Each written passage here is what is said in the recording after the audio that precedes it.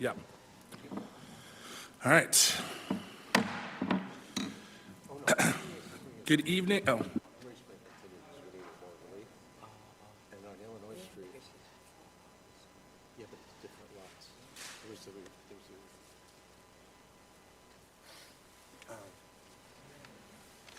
But Emory is.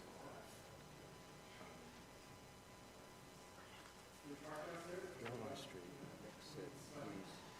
Sorry to the people doing the audio. We're going to get started now. Good evening and welcome to the Monday, October 6th, 2025 meeting of the City of Worcester Zoning Board of Appeals. My name is Jordan Burke Powers and I will chair tonight's meeting. This meeting of the Worcester Zoning Board of Appeals will be conducted in a hybrid manner with both in-person and remote participation. As a preliminary matter to tonight's meeting, I would like to confirm board members and staff who are present. Board members, when I call your name, please respond in the affirmative. Board Member Cortez. Here. Board Member Barnhagen. Here. All right, we'll confirm the other folks at the tail end. Mary Beth. Amy Beth, excuse me, I'm sorry. Present. Sorry. I have a, you know what's really confusing for me is I have a Mary Beth in my PhD program, and I have avoided this mistake until just now, and I apologize. Victor. Present. All right, we'll get the other folks afterwards. Before we start, a few housekeeping notes. Tonight's meeting is being live streamed from the City of Worcester website, and the recording will be available for rebroadcast. This is a public meeting, which means both that it is being recorded and that minutes will be taken and published at a later date.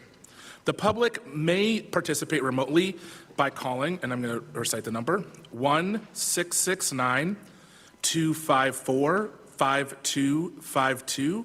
I'll repeat the number. The number is 1-669-254-5252. Access code 160-456-4634 #. And again, the access code is 160-456-4634 #, or using the link shown on the screen. Once an item is called, there will be a brief presentation of the item, followed by any additional comments and clarifications from members of the city staff, then an opportunity for anyone from the public to speak on that item before we proceed to board discussion and action. To manage remote participation during our hybrid meetings and prevent disruptions, all participants are automatically blocked from unmuting themselves, turning on their video, or sending chat messages. For remote participants who would like to comment on an item on our agenda, we ask that you use the raise hand feature in Zoom during the discussion on that item. If you are joined by phone, you can raise your hand by pressing *9. Again, if you're joined by phone, you raise your hand by pressing *9. Staff will then call on members of the public once at a time and give them permission to unmute themselves. If you're joined by phone, you will unmute yourself by pressing *6. So unmute, you will press *6 on your phone. Please note the board appreciates brevity in your comments. To help with this process, we ask all speakers participating in person to use a microphone, to please clearly identify yourselves each time you speak, and the first time you speak, please state your city of town of residence for the record. To help maintain an orderly meeting, please address all comments and questions through the chair, that's me, rather than directly to any of the other speakers or applicants. Applicants should be aware that approvals are generally conditional. Decisions are typically signed by the board at the next meeting and filled with the city clerk the following day, beginning the appeal period. It is the applicant's responsibility to address any conditions of approval, and lack of doing so may result in delays or enforcement. Please contact the planning division with any questions. Any party aggrieved by a decision of the board has the right to appeal under Mass General Law, Chapter 40A, Section 17. There are a number of items on our agenda being continued or postponed tonight, which I will read through shortly. If you hear on one of those items, please note that no additional notice will be sent to you before the next meeting. The best thing to do is to call the planning division the day prior to our next meeting to confirm if the item will be heard or postponed that night. It is not uncommon for items to be postponed multiple times before they are heard by this board. I suggest for the purposes of streamlining our meeting, Board Member Barnhagen offer to make any motions and Board Member Cortez second any such motions. In the event either prefers not to do so, I simply ask that you identify another member to do so. Okay.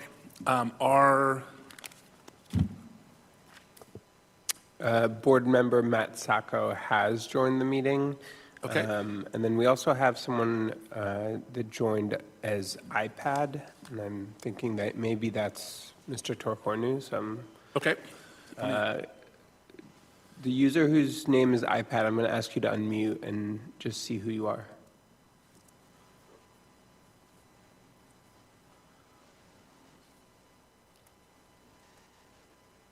Same name. Tom Dyer. Okay, thank you. So that's not Eric Torcornu. But Okay. we do have Matt. If Board Member Sacco could, if we could unmute him and confirm him, that would be great for the record. Can everybody hear me? Yes. I'm here. Thank you. Hey, guys. At least we have a board. Have we heard from? Okay. I have not heard back from him. Okay.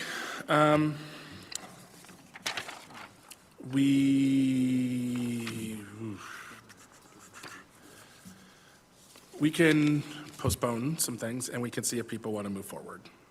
Those are the things we can do. Okay, well, let's do some more things we can do with 4 people, and then we'll try to move it forward. Okay, it's a problem with the volunteer board. All right, we have 2 continuances. 14 Emery Street, request to continue the public hearing to October 27th, 2025, extend the constructive deadline to November 18th, 2025. 304 Lavelle Street, request to continue the public hearing to November 17th, 2025, and extend the grant deadline to December 9th, 2025.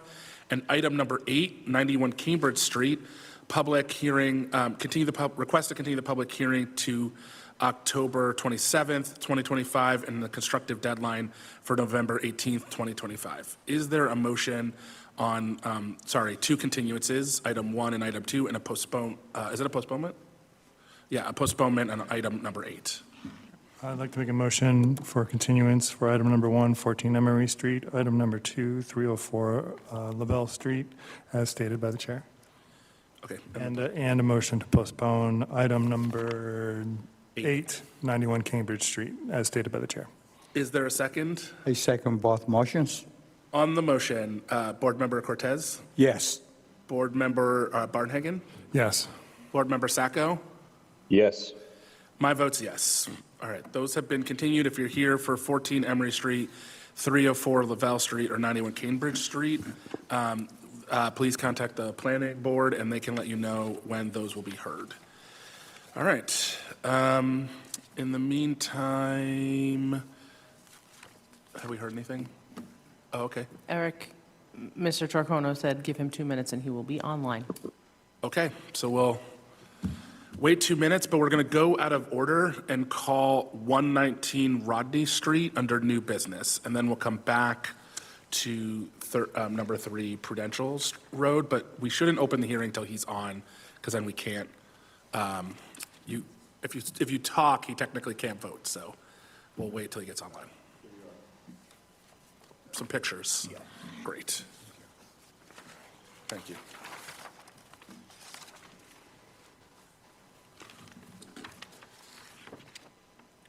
And I know they've been submitted because I saw them in the folder. So for folks online, we got pictures of completed, and that's available for folks who need it, but we will wait to get. Sure.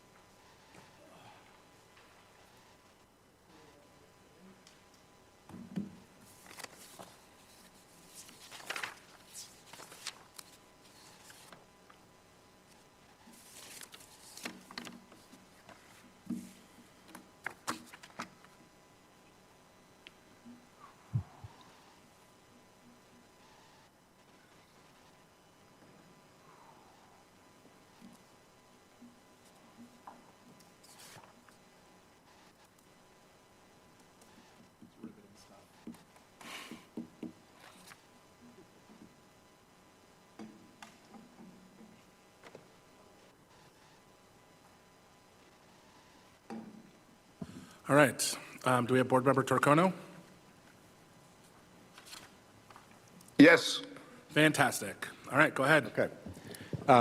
Good evening, members of the board. My name is Donald O'Neill. I'm a lawyer here in Worcester, here this evening on behalf of K&S Realty Investors in connection with this property at 119 Rodney Street, which I was before you a number of months ago, and in connection with the relief that was obtained for this property, which has basically a double lot with an existing three-family and a proposed, what we got approved was an opposed new three-family, and it's got parking down in front and then several levels of stairs that go up to the building, because the whole thing is basically set on a hill. And prior to that, there had been a previous variance that was granted by, the owner had different counsel. I was not involved in that, but that called for basically the same thing, the splitting of the lot and then construction of a single-family house, which, we feel that it's not really ideal for that location, and in fact, that I think, at least in my opinion, that a larger building would actually fit in better than a small single-family house surrounded by three-deckers. But in any case, in our proceedings before the board, and we also went to the planning board and the rest of it, there was never really any discussion of any significance regarding the existing three-decker. It was all focused on the new building, what that was going to look at, how was the parking going to work, that kind of stuff. And that was really what I was focusing on at the time.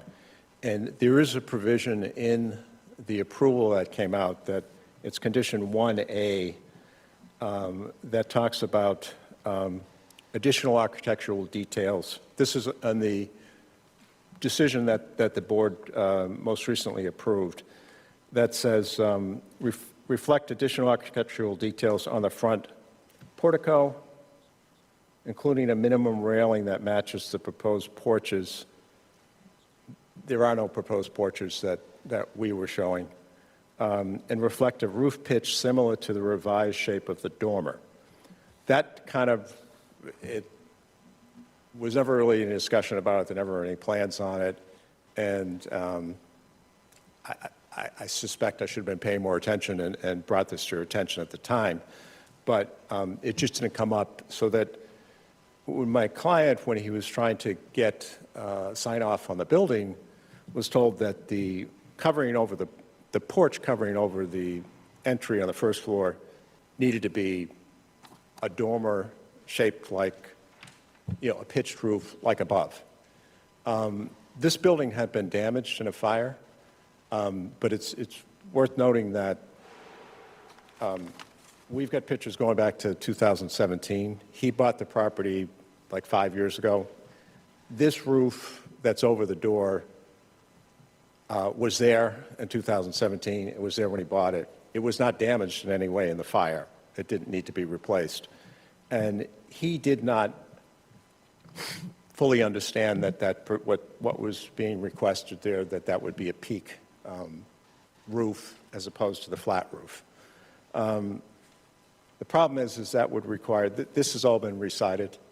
You would have to remove all the siding on the front facade. You'd also have to, there's a window, which I assume is a front hallway, that would be affected by this. Either you'd lose that window on the second floor. It's directly above the flat roof. So if you change that to a peaked roof, it doesn't really accommodate a window in the hallway anymore, or if it would be kind of jammed in between what's there. We looked at it and looked to see, in addition to that, it's got a new sprinkler system. Some of the components for the sprinkler system come out right underneath that entry, and it would just be really quite difficult to modify that at this point. So, so I filed this request to amend it to modify that, and I have had some discussions with staff earlier today. They were recommending as an alternative that that the dormer be that we install some sort of a diamond shape in the dormer. There's no access to that. It's an attic space, but it's inaccessible from the third floor, so it would have to be all done, from the outside. And to further complicate things, it's already been done. All the work has already been completed on the building, but given the height of the building and the height of the slope going up to it, in terms of from ground level, it's pretty high up there. So as possible alternative, what I was, based on the sketch, the photograph that you have in front of you, is if you look at the dormer, the bay in front, it's got white trim on the corner boards, the three of them. The right-hand corner, the two front, but then if you look at it in the interior angle where the dormer meets the house, that's tan. And also the left-hand corner is also tan. And I'm looking at it, trying to look at, well, what can we do to dress this place up? Because the concern was that the facade it's too bland. So my thinking was, if we changed those trim pieces in the corner where the dormer meets the building, and also in the left-hand front corner to white, you'd have, right now you have 3 white stripes and 2 tan ones. You'd have 5 white stripes. I think it would break up that expanse a little bit. And also what I was looking at is the porch covering has pressure-treated posts, 2 of them in front, that I would suggest wrapping those in white aluminum. And then under the porch itself, which is set up pretty high, I think vinyl lattice work, white vinyl lattice work to enclose underneath that porch entry, so that if you're street level, you're not looking at the foundation, but you would be looking at lattice work, which is actually pretty common, I would think, for houses of this vintage, that would have a lattice work arrangement of something that would clean it up from the street level. And also, I think with the white stripes and the post, which are not included on our list, but I think that would be much preferable to trying to get involved in a major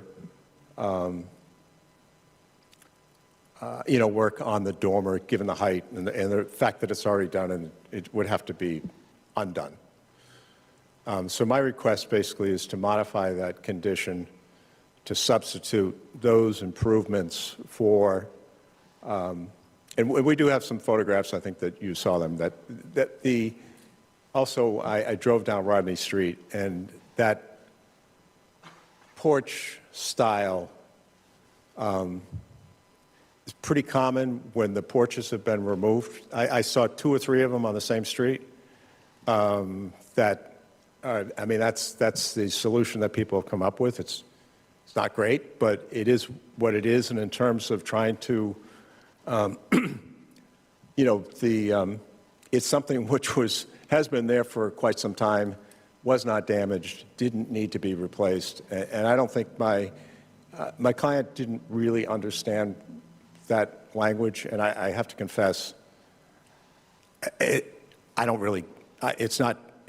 needs interpretation. It's not real clear what that means, and he certainly didn't understand that meant that he had to remove the roof that was there, put another one in, take that window out, and the rest of it. And then, as I said, didn't come up in my representation because we were pretty much solely, I'd say 99% of the time, it was all about the new building, nothing about the old building. So that's my request. Okay. Is anyone here for 119 Rodney Street? Oh, sorry, the city first and then the public. I apologize. Through the chair, my name is Victor Panak. I'm a planner with the Division of Planning and Regulatory Services. So this is an application for an amendment to a previous decision of the board concerning development at 119 Rodney Street.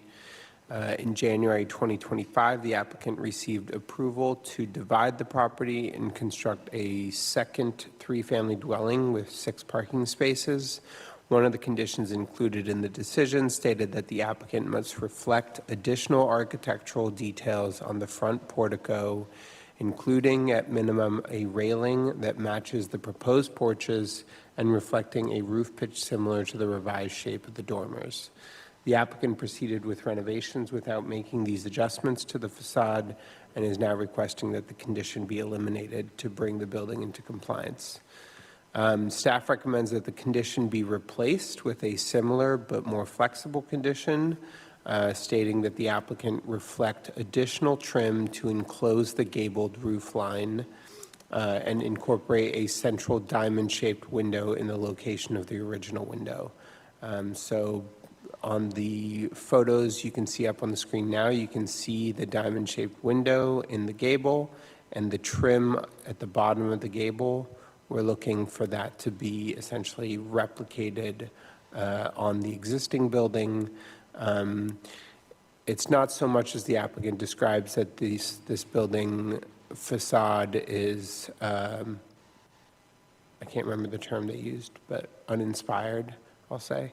It's more that there's a very unique architectural feature from the original building that we're hoping can be carried through into the new building. Okay. I apologize. Public. Is anybody here for 119 Rodney Street? Is anybody online? Please use the raise your hand function. Press *9 if you're on your phone. Okay. I'll go first. They did a great job. I'm not interested in, I actually like the brick at the bottom. I'm not interested in sort of mandating what happens underneath. If the applicant would like to add white lattice, that's fine. If they want to keep the exposed brick, I actually think it looks nice. I agree with the applicant. It would be helpful to maybe do some things on the front porches.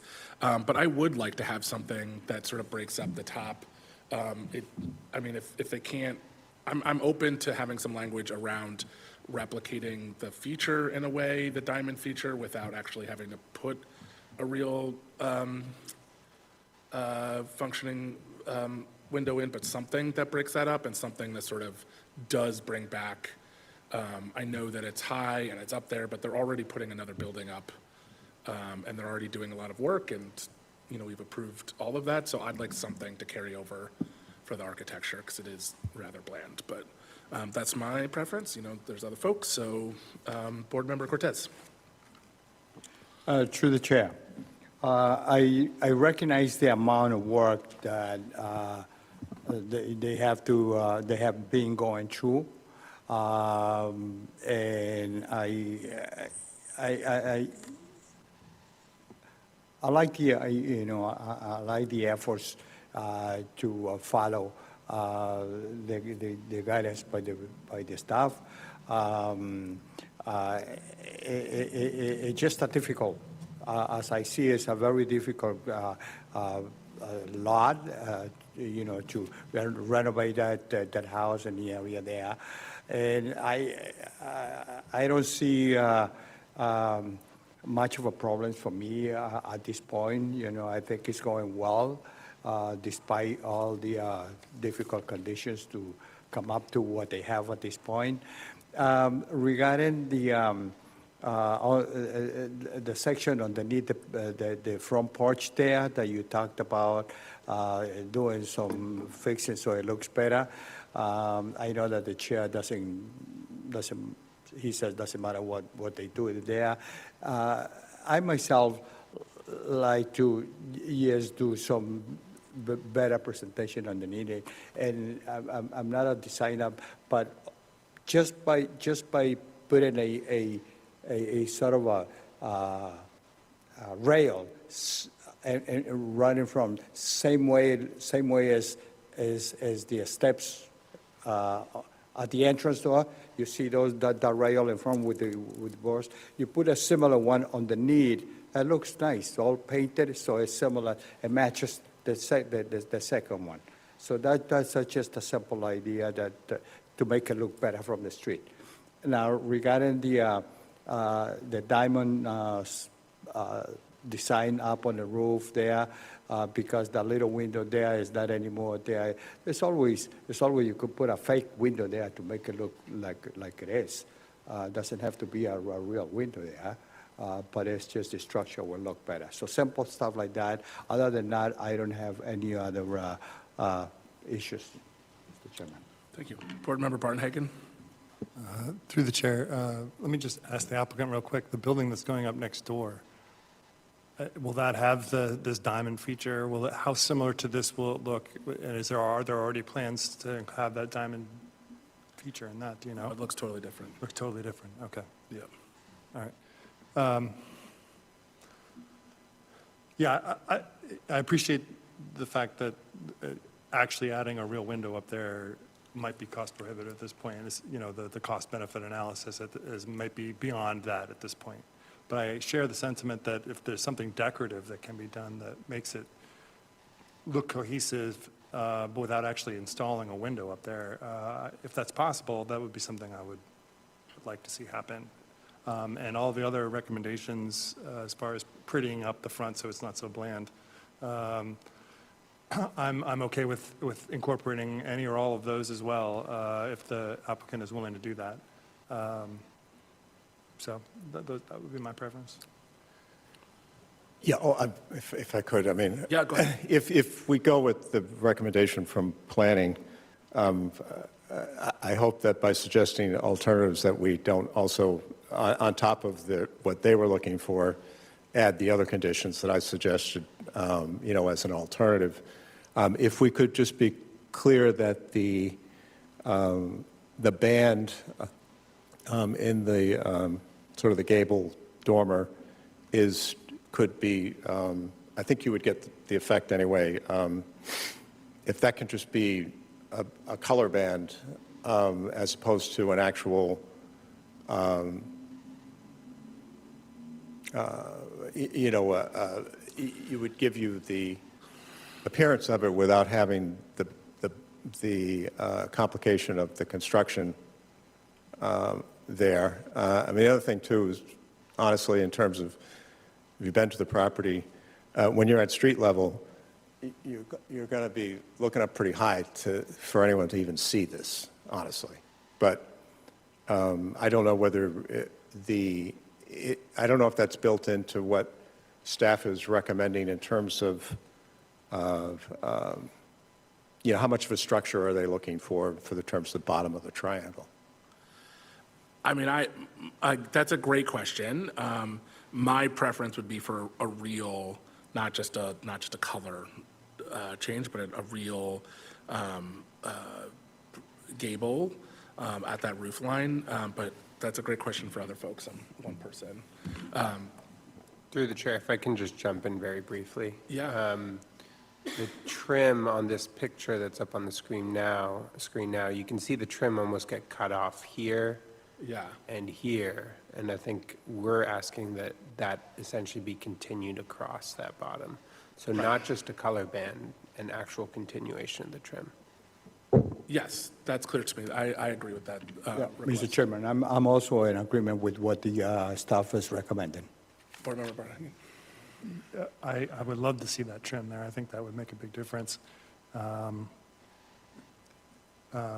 than that, I guess if we're going to say, well, you need to include that trim and you need to include a decorative diamond shape, what you're saying is, well, then all the other things that I've just recommended aren't necessary anymore. Is that's the position? Yeah, because the only thing that's required currently that's not is 1A. And so what he's saying is, I'd like to do this as opposed to changing 1A, but if we're going to require 1A, then we should just stick to what we've already sort of agreed to. The good idea is just not good enough. But, Yeah, I think that go ahead. trying to modify the existing entry to make it peaked is, I think, actually more work than up above. Just because of, again, you'd lose a window in the hallway, you'd have to basically remove all of the siding in that section, and then go back and do it. So I think in terms of the, But I don't think you need to lose, the window was there beforehand. The window was there. You don't need to lose that window. no, I'm talking about, well, if you made a peak there, Oh, yeah, but Yeah. we're not requesting that. because there never was a peak there, because No, it that's would have right. been a porch. You know what I mean? But Yeah. the way the condition that I was reading it was, they were talking about the lower Oh, I ground don't, floor level. I don't think unless I'm misunderstanding it, I don't think that's what that's what our interest is. Our interest is not that at all. I don't want to, I think we're looking at the top part. Okay, Yeah. yeah. And I do see that the work that you're proposing at the top is replacing something that was actually there.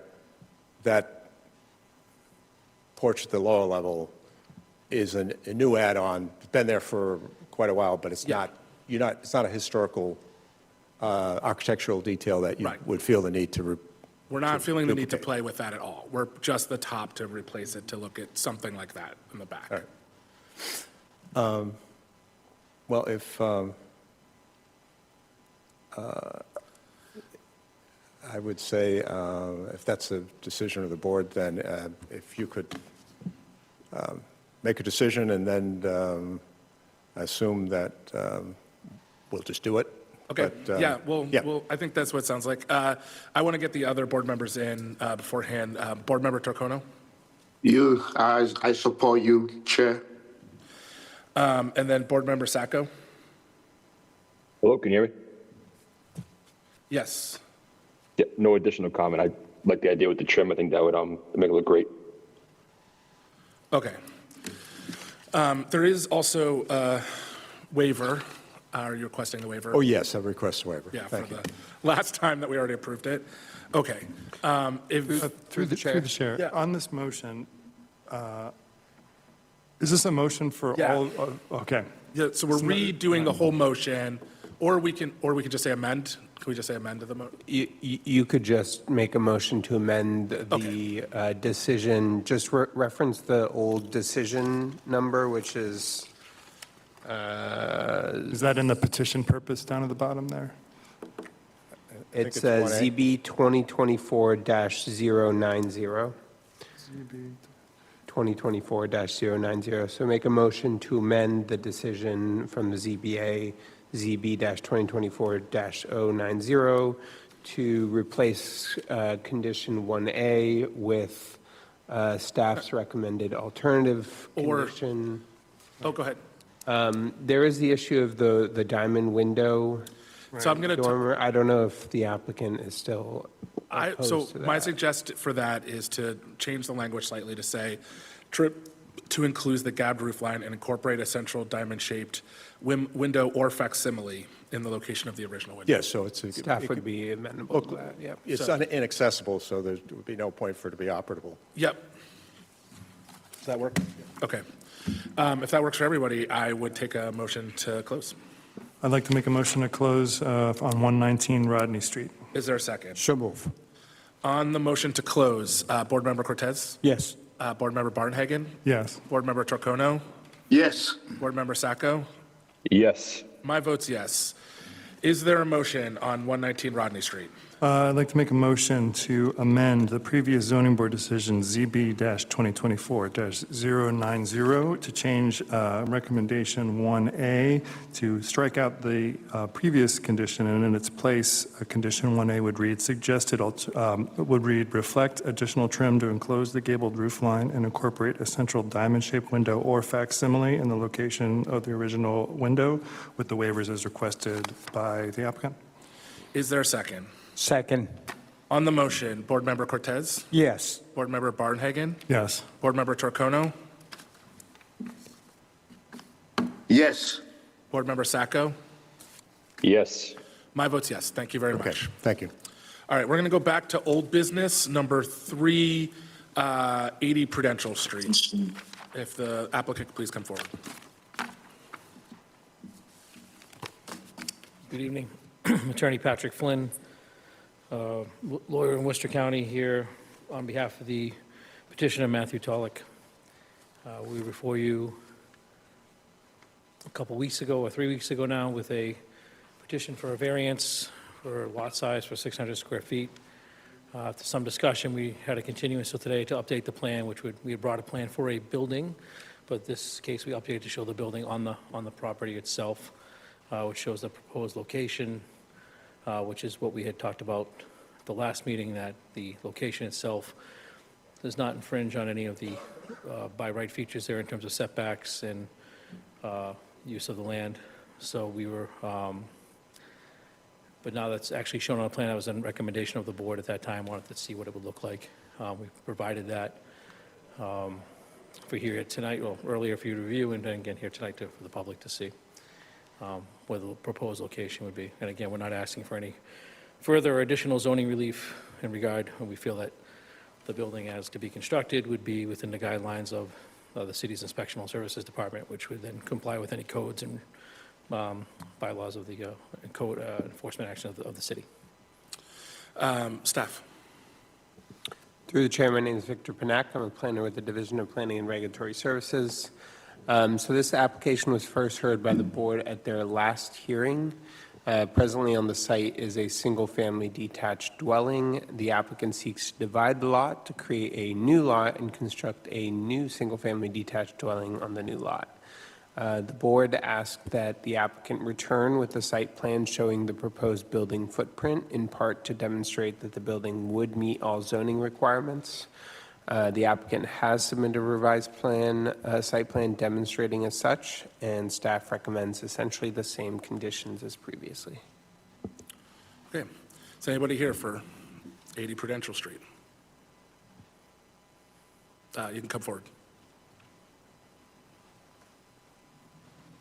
Just state your name and city for reference. Good evening, Ryan Hallett, Scranton Road, Worcester. I'm not going to repeat everything I said last time. I want to keep this pretty short. I want to let you know what this plot of land means to us as a neighborhood and a community. I've only lived in this neighborhood a few years, but I can tell you the importance it has had on us. In the past few years of Bev's life, when she needed the help the most, the neighborhood was there with open arms, bringing her to her appointments, taking care of her house, and flowers. Since Bev's passing, we've continued to care for Bev's house and yard the best we can.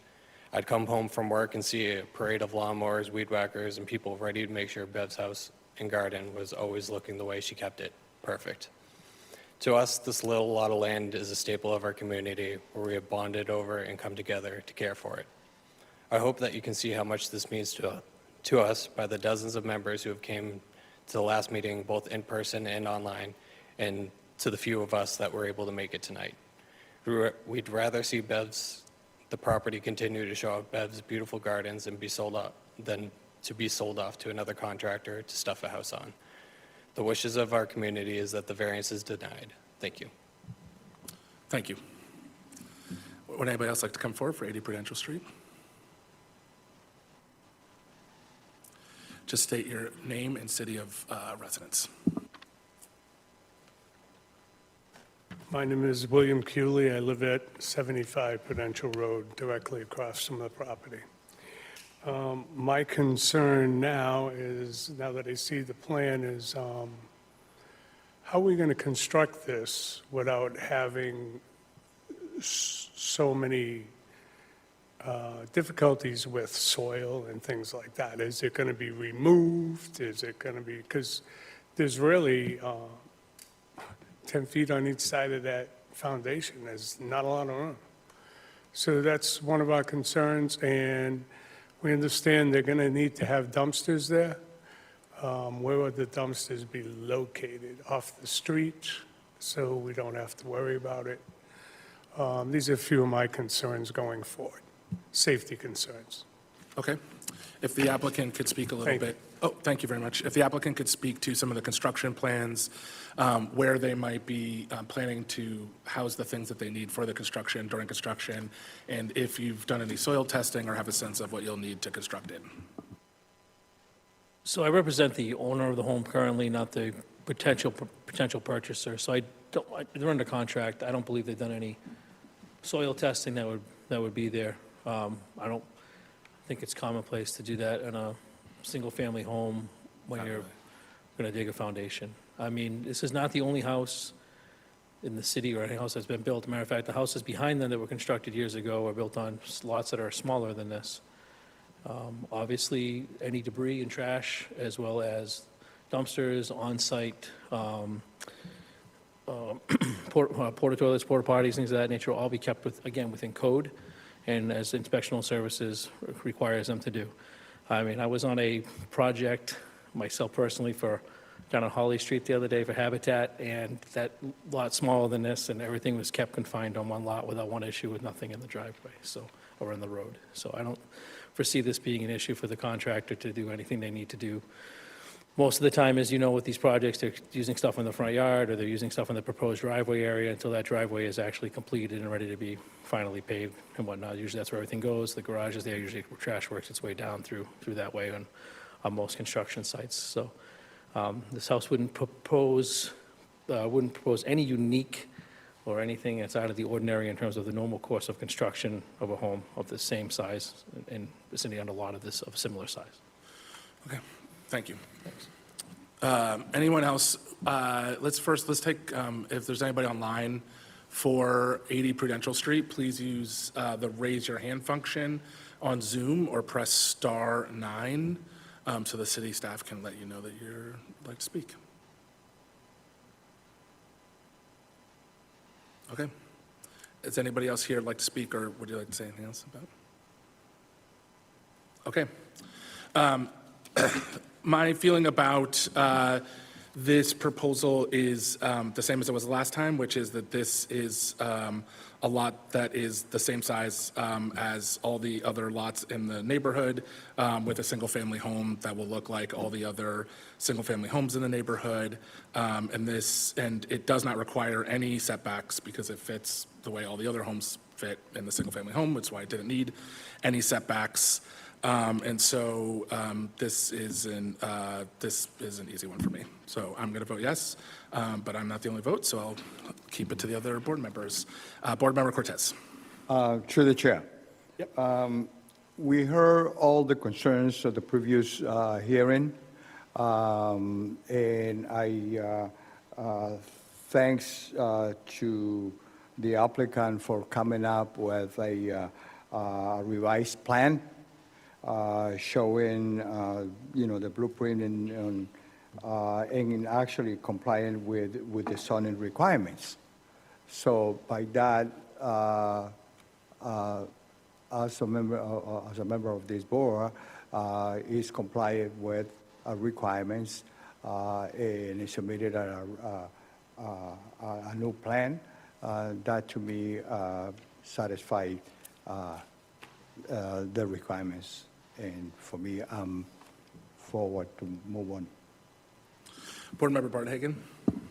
Through the chair, I appreciate the testimony from the neighbors about them looking out for this property and what it means to them, and it's commendable, and I appreciate it. That being said, this isn't much different from similar sized lots that have been divided in the past, and the fact that we now have an actual site plan showing that this proposed development satisfies every other zoning requirement kind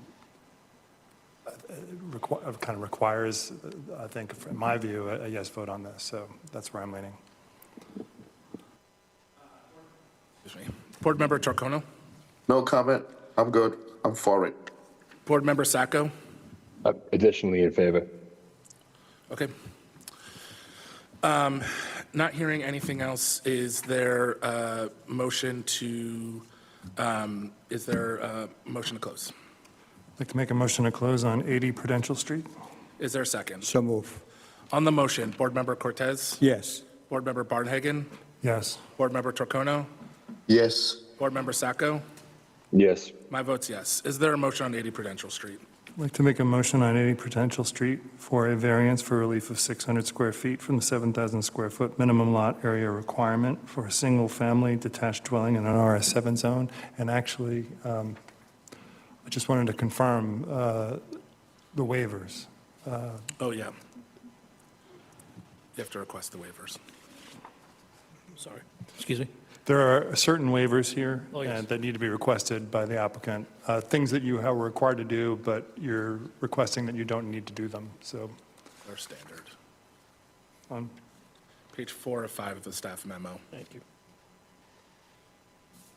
Yes, the waivers of the location of the buildings or use of the property where a variance of special permit is requested and distances from adjacent buildings, dimensions of lot, the percentage. Yeah, we're asking if you would Oh, I'm request. sorry, excuse me. I thought Will you you, wanted to will read you request them, that. Oh, no, the waivers, so that you don't have to provide them? yes, I'm sorry, apologize. No worries. So I'll just restate the motion. Monday feels like a long week today, I apologize. On 80 Prudential Street, I make a motion for a variance for relief of 600 square feet from the 7,000 square foot minimum lot area requirement for a single-family detached dwelling in an RS7 zone, with the incorporating the recommendations in the staff memo on pages 3 of 5 and with the waivers on page 4 of 5 as requested by the applicant. Is there a second? Second. On the motion, Board Member Cortez? Yes. Board Member Barnhagen? Yes. Board Member Torcono? Yes. Board Member Sacco? Yes. My vote's yes. Thank you very much. If there's any problems in the process, please contact the planning board. They can give you the inspectional services to make sure that they follow the rules for development. All right. Next up is number 5. Yep, 32 Canterbury Street. No, 4. Sorry, I've lost the numbers. 353 Chandler Street.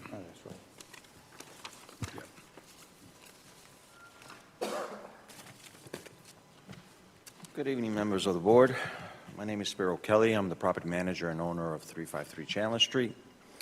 I'm here for a variance and a special permit request for relief of minimum frontage for a 3-family dwelling and to extend and alter the existing 2-family into a 3-family.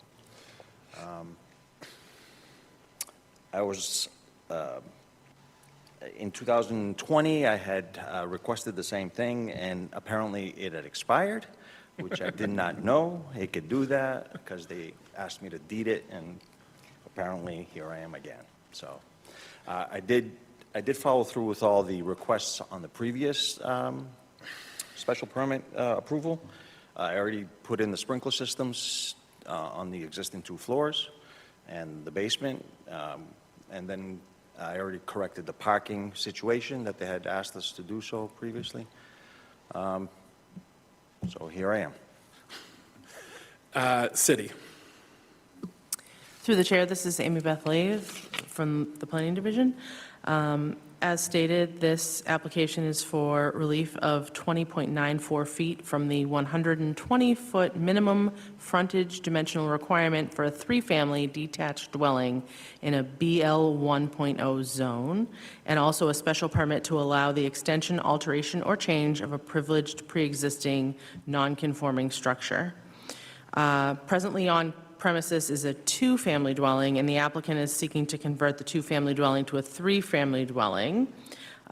He seeks to construct an addition to expand the 3rd story in order to convert the existing and to conduct associated site work. And as stated, the applicant did propose the exact same relief in 2020, and that approval has since lapsed, and that's why we are here. So it is the exact same proposal as in the year of 2020. The only difference in staff's recommendations is now in the year of 2025, we have a historic preservation planner on staff. And so something that was not taken into consideration the first time around was the historic detail that is at 353 Chandler Street. So our historic preservation planner has made some suggestions for the applicant to retain existing portico elements, existing oriel window elements, original wood siding is preferable, or to replace with new cedar clapboard or fiber cement on the first 2 stories, retain existing corner boards, retaining existing window surrounds, sills and lintels, utilizing a cross gable on the west slope similar to what is existing instead of the shed roof to minimize changes to the roof shape and building massing. Consider using contrasting textures of siding above the board that separates the second and third stories, and using gable returns instead of boxed eaves at the facade. And she understands that that's a lot of ask. And so the condition that we agreed on was that would be to retain or replace in-kind historic detailing as currently exists on the exterior of the structure. So I just wanted to, potentially through the chair, have the applicant talk a little bit about those suggestions and how he feels about that, because that is a difference from the proposal in 2020. Thank you. Hi. Okay, so I took that into consideration. I've contacted my contractor. It's a significant money cost to what they're requesting me to do, besides the change in the architectural plans of the whole structure. Yes, I will keep, the 6-inch corner boards, but they're going to be vinyl siding. They're going to be, I'm going to keep the window all trimmed out and same thickness. It's going to be encapsulated in aluminum, white. I will not be doing, I need to encapsulate all the wood that's there, and because of the lead paint that's existing there. So it's a significant cost for what they're asking. The roof line is what I proposed originally, and the same thing this time. The building itself was constructed at 2 different periods from what we discovered. That's why there's a flat roof on 1/3 of it. So yes, some of the historical architectural things on it are nice, but it doesn't make any sense for me to keep all the things that she's requesting. As I said, I'm keeping the corners, 6-inch corners, and keeping the trim around the windows. It's going to be a Pacific blue on the siding with white trim on the corners and all the windows. And that's what we're going with. Okay. Is anybody here from the public for 353 Chandler Street? Or online, press the *9 or raise your hand function. Okay. Who knew that 120 feet setback for a 3-decker in a BL1? That is a lot. I remember this the first time around. I'm happy to agree to this. I don't, as somebody who lives in a 3-decker with wood siding, I would not force that on anyone. It makes no sense. To me, as somebody who lives with it, it's a big pain in the butt, and it has a ton of lead in it, which is its own problem, so requiring it feels weird, honestly. So I don't feel comfortable having that level of requirement for adding an additional unit. I do think having some language that gets at what I would like, I guess I'll speak for myself, which is to keep some of the elements that make it interesting, so it doesn't just look like a boring building. Yeah, we're keeping I'm sorry to interrupt you, we're keeping the bay window that she's requesting and a lot of the features that it has, but Yeah, so I think if yeah. there's we should figure out I'll listen to the other board members and hear what they say, but my preference would be to have some language that gets at that while not sort of keeping every piece that needs to be kept. But I'll make sure other folks agree with me before we work on that. So, Board Member Cortez. Through the chair. Yes. Just a simple question. Sure. On the historic preservation suggestions or recommendations made by the staff. There are 1, 2, 3, 4, 5, 6, 7, 8, and they're before you. So purposes of my understanding and everybody understands this, and you already indicated it's going to be highly costly to come up and do all these recommendations. So my question is, which ones, look at each one of those, the one you have a problem, and which ones would you go and do it? Please. Well, I have a problem with all of them, but I will keep. Please the- go one by one, and you can see it. So, I don't have it in front of me, but the request for the roof to be similar. Excuse me. Sorry. The first one, do you have? Thank you. Okay. Retain all existing Okay, portico. you have a list there now. Now, again, my question is, for purposes of understanding, on your concerns regarding cost, which ones are you actually willing to accept, and which ones not, and why is that? What is the Okay, reason? well, retain all existing oral window elements. So, like I said, we're going to keep whatever the distance of the Okay. trim around there and keep that. Okay. Surrounds and sills, and that's staying, that's throughout, but it's going to be encapsulated. It's not going to be, it's going to be wrapped with aluminum. It's not going to be, wood. I'm not going to leave the wood there. Okay. Second is the retain the existing oriel window. Yeah, the corner boards, they're going to be the same length, 6-inch on each side, so it's what's there now, but it's not, I'm not going to keep the wood there because it has lead. I want to encapsulate it with new siding, 6-inch. So retain the length, but not Yep. the wood of the corner boards. Yeah, to utilize the cross gable and west slope and similar to what is existing, that cost factor is unacceptable for what she's requesting. Minimize the changes to the roof space, shape, and building mass. That's going to add more weight on that roof than anything to put those dormers back on each side that she's requesting. And they're there now because there's an existing unused apartment in there. So when we bought it, there was, nobody's living there now, but there's somebody had tried to build an apartment, and that's what they were there for. It only has one egress. So we never continued it on when we bought it. It's sheetrocked and all that, but, we went through the planning board to try to make it a real legal 2 egress, all the things that needs to be a proper apartment. So that's why they had those on there, and where they cut it off with a flat roof, that whole change doesn't match for what she's requesting. Yeah, use gable returns instead of box eaves. That's a small change. I mean, that could possibly be done, but, again, it's a cost factor, it's small enough, but nothing considering putting cider, clapboard, or fiber cement on 2 stories. That's an extreme cost.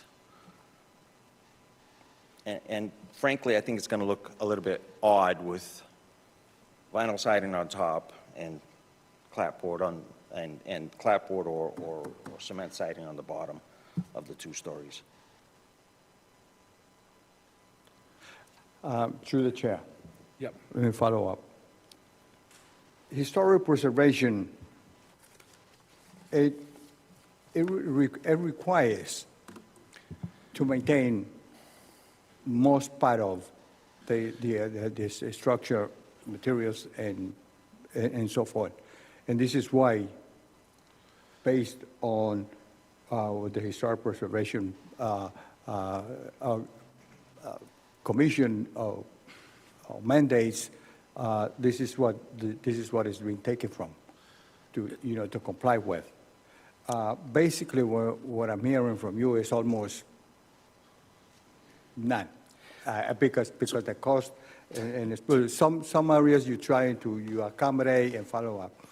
If it's not too much, Mr. Chairman, and you mentioned some of the things that you would do, and of course you go back to the cost, and it's going to be too much of a problem to do it. So, and you mentioned some, but those words are on air. For me, Mr. Chairman, I would like you to submit in writing the answers to the staff, exactly what is that you are going to comply with, and what is not.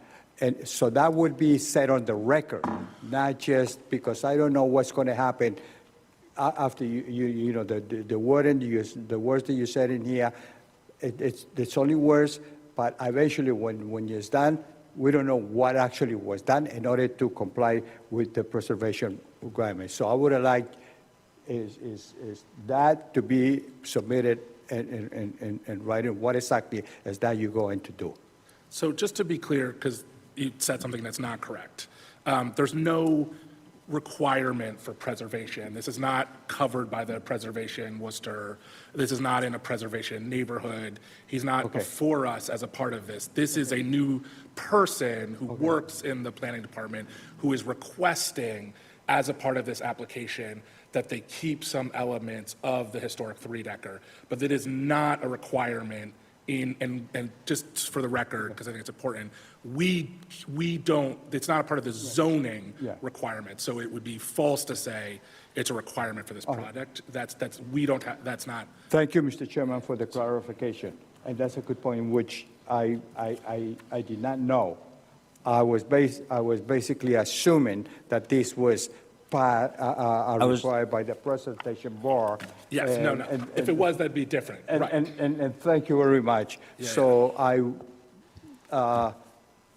withdraw my comment on regarding that. Yeah, totally. I totally get that. I also had that question as well, so thank you. I get to talk to them a little beforehand. Go ahead.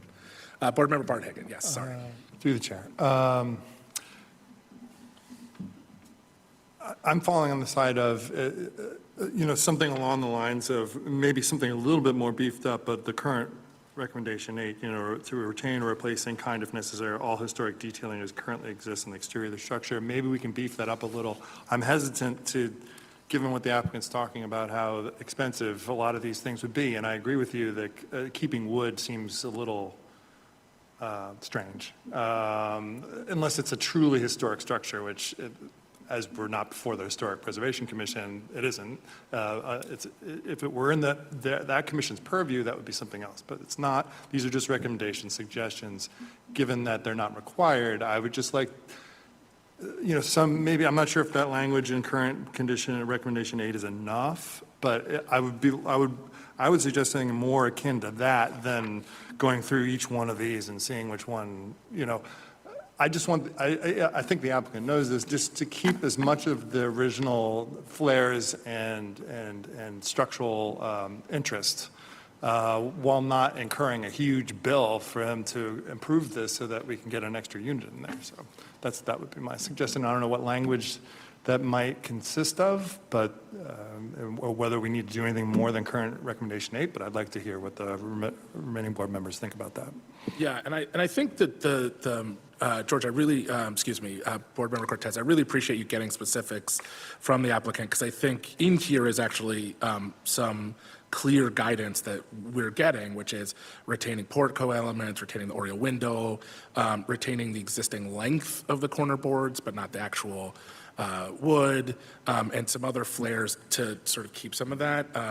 Wrap around aluminum, but keeping the sills and intels as they are. So I agree. I think aluminum makes more sense there. Also, it's safer for folks. So I think in there you got specifics. So I think that can, if other folks agree, sort of guide. But again, I think, getting at where we're trying to get at. Okay, Board Member Torcono. I will hold my comments for now. Okay. Board Member Sacco. Yep, I think the applicant's making a, honest effort to have the same length, same design, same look, without actually having the same exact material in the reconstruction, so I'm in favor of it. I like it. Okay. Is there, I actually loosened the language, so it's funny that you were like, can we be more specific? I said retain or replace as best as possible in kind all historic detailing.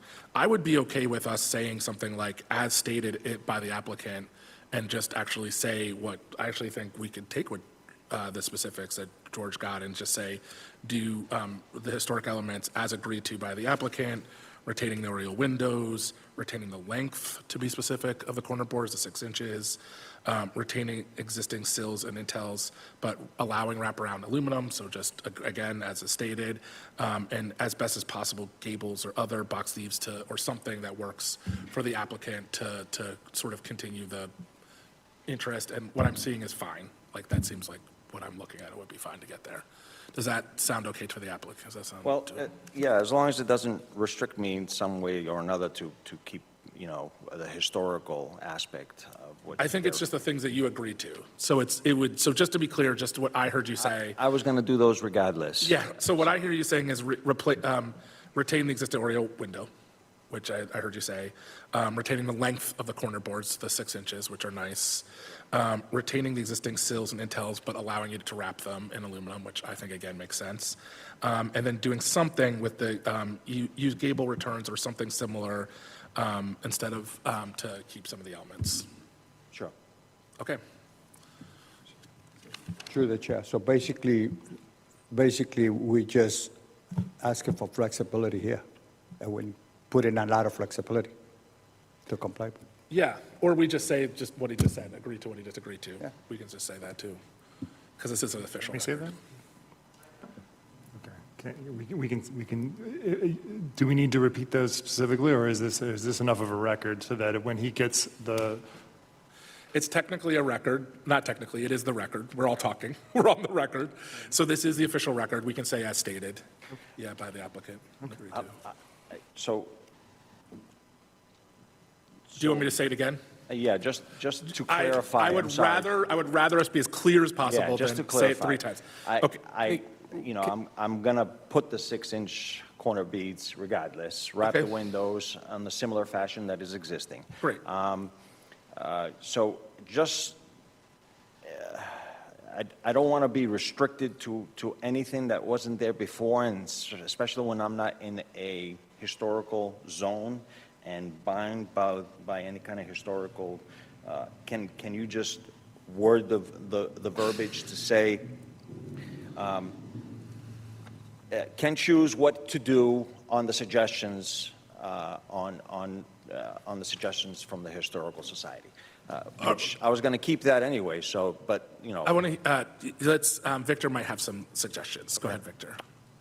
I just wanted to preface this by saying that we can't write a condition saying, as discussed in the meeting. Okay. Because, 10 years from now, we won't have the recording of the meetings. Right, because it's a perpetual, that's right, it's a perpetual, that's right. It's completely lost. Okay. So we do need to itemize essentially what we're requiring that the applicant Okay. preserve from the building. Or we could say that the applicant has to retain historic features at their discretion, but then why even have a condition Right. at all? Or we could say to the maximum extent practicable, but that could result in That's still a too- lot of disagreement between our staff and the applicant as to what is practicable. So I do recommend we try and itemize it, and if it sounds like the board is amenable to just allowing the applicant to kind of dictate what that would be. So I would ask the applicant to itemize what they're willing to do. Okay, great. And be as I'm specific on the as same page. possible, and then we will capture that in the condition when we write it. Okay, so, yes, so the corner beads and wrap the windows in the same existing aluminum. okay. Yeah. And as well as retain the oriel window element. So there's some elements underneath the window that are just design. They're not structural, they're not anything. That's gonna, So keep the Oriole window, though. We want to keep the Yes. window, but there might be stuff underneath it that changes. That's correct. Yeah, Okay, yeah, that's- I remember seeing that. That's But I correct, think we yeah. want the window because it's an interesting window. Yeah. It'd be nice to keep. it's like a nice, beautiful bay window. Exactly. Yeah. Yep, Yeah, I think that's the intent. staying regardless. But Okay. anything that's hanging underneath that doesn't need the structural sense. issues, it's gonna disappear. Okay. And then in terms of sort of the facade, I guess we can, we're saying something to, not just simply boxed eaves, but something, what do you have here that it looks like you have some interesting things happening. So I'm trying to figure out what I'm looking at and if we can put in wording what I see you doing on the screen. I'd rather not, because Sure. it's restructuring again with a contractor, because this, everything was laid out on everything, and then we went to the planning board, and they said my variance has expired. So what I said I will do, that's what was already included. Yeah, I guess I'm saying, in terms of the facade, what have you agreed, I thought it looks like, if I'm looking at the picture, that you've agreed to do some interesting things. And so I'm trying to make sure that we capture what I'm looking at. If I'm mistaking, then tell me I'm mistaken. Well, like I said, the corner beads are going to be the 6-inch instead of 4-inch. Okay, What yep, are existing right now. Yep. And all the windows that are existing, they're going to be wrapped in aluminum. Okay. So they're not gonna change in terms of We're not going to things. change, no. I think we want to, so we That's can not going to capture that. change, and we're going to match the new windows above to the existing old So windows. that's all we want to put in there. Yeah, Great. that's correct, yeah. So that's what I was trying to get at. Yeah. Perfect. That's what I'm asking. You got it? That's exactly what I'm asking. Great. Can we get that? Through the chair, I just want to clarify also, the front portico, Yeah. that also looks like you're maintaining or replacing in kind or doing something, like the chair said, interesting with that representation. Is that a misrepresentation or? Can you explain to me exactly what you mean? This picture right here, right, kind of looks like, you have some columns, you have some, So the front columns are going to stay. They're staying, the front columns are staying on the front. You got to just use the microphone. I'm sorry. I couldn't see that. Yeah, so the front columns are going to stay in the front door. We're just changing the roof pitch where it's currently right now, centering up and, giving it the height that it needs for the new apartment. and I think that speaks to the existing portico elements. I'm also just going to offer you that speaks to that suggestion also. So basically, what I see you proposing is what I was saying. It looks like you're doing it, because that's what I see, is that item. So just to be clear, we're not asking you to change anything. We're asking you to do what yeah. you're showing us. Exactly, yeah. Great. What That's we it. see on plans is what's going to be done. That's all I'm trying to confirm. Yes. Okay, great. That's what I saw as well. Okay. My apologies for not No. understanding. I would rather us be totally clear, as you can see from the Yes. last item where we had to take somebody because it wasn't clear. Let's just make sure we're all on the same page, and then that way we're Thank you. moving forward. Okay, and thank you again, George. I think it was good that we went through them one by one, so we got some clarity. So the language is going to get covered to say specific items as stated, and if we say as stated, that should be good, Amy Beth, right? You have them. Great. I took copious And notes. you now know clear as day what we're thinking, and it's not going to be wildly thing, it's going to be things you're already planning to do. Okay, we're all on the Appreciate same page? Thank you. And so in my motion, I'm just going to say as described, As stated. As yeah, stated. yeah. And capture, and then we'll make sure it gets captured. okay, and it's captured by staff. Okay. Yep. All right. And it's the specifics as you stated. Perfect. Okay. I think we all got there. All right. Before we get started, does that work for you, Board Member Turcono? Do you have any other statement you'd like to make on it? I'm okay. Thank you. Okay. Is there any other comment from the board? Board Member Sacco, are you good for us to close out? Nope, we're good to go. Okay. Through the chair, before I interrupt myself. waivers. There are 4 waivers here on page 4 of 7. I'm assuming the applicant's requesting them. Which is, sorry, what The is it? waivers on page 4 of 7, which are things that you would not be required to give us, I would suggest requesting them. On the bottom, yeah. Okay. He's nodded his head. No, he has to say it Oh, yeah. into the record. Okay. You request the waivers?